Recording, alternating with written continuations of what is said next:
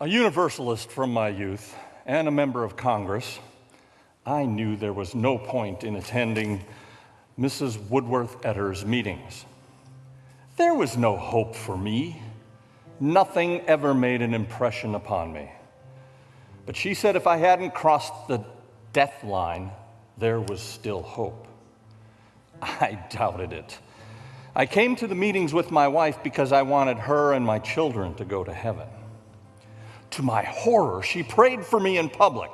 Then she cornered me and made me promise to try praying on my own at home.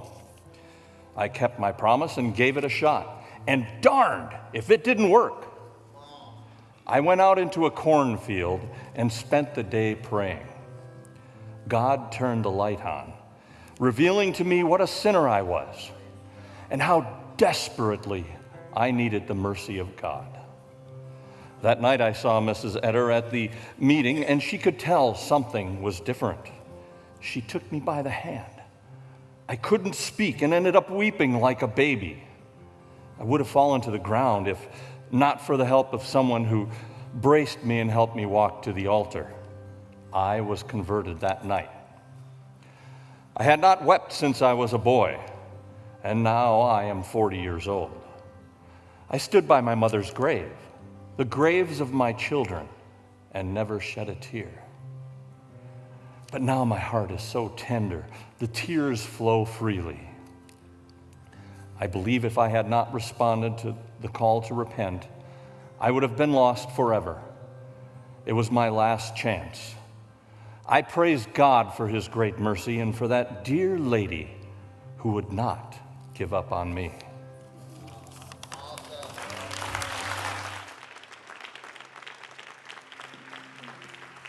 My husband and I had no hope for our son. In the 7 years since his birth, we had tried everything, including the best medical help available, but the doctors could not locate the cause of his disabilities, and they had told us that there was just no hope for him.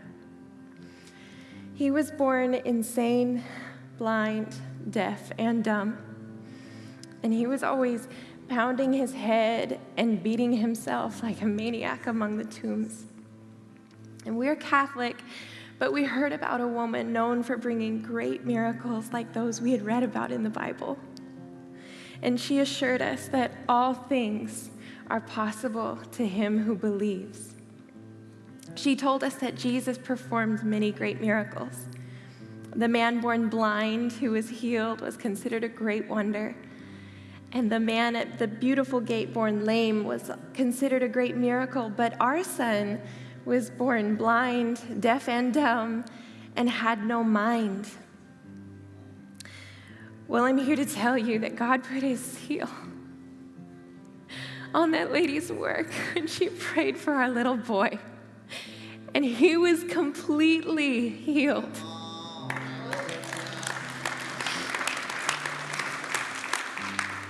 Today, he can see and hear perfectly, and God has given him a bright, intelligent mind.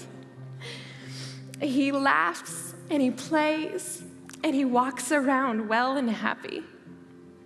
Before, he had as many as 20 seizures a day, but now he's perfect. And we have seen and marveled that the Lord is God, and there is nothing too hard for him.